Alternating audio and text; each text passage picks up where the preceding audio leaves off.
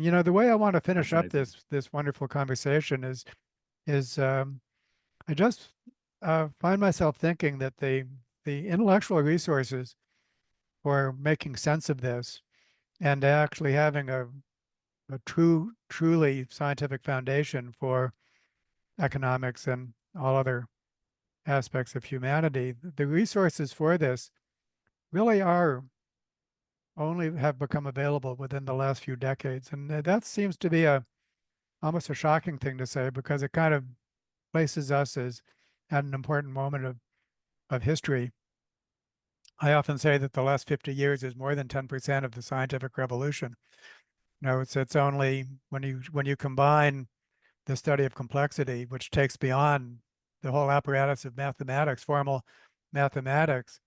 So the whole complexity revolution plus any kind of sophisticated notion of evolution applied to human affairs. Back then, I've learned, in Veblen's era, evolution meant the evolution of institutions. It was whole, and it was a kind of a holism that, Mm, society as an organism was a part of the evolutionary perspective. And so everything we associate with cheating and selfishness and multi-level selection, not even on the radar screen, not even close. And so and that's just like totally foundational for anything that we might do nowadays. So I think it really is the case that we're dealing with the same issues. You hear it again and again back then. And how can we reconcile the sanctity of the individual with the welfare of society? That was the great question that everyone was trying to answer. The whole liberal view was somehow respecting the individual and the agency of the individual and their interests and reconciling that with the good of society. That was the question back then, and it's the question now, but our tools for answering it are better.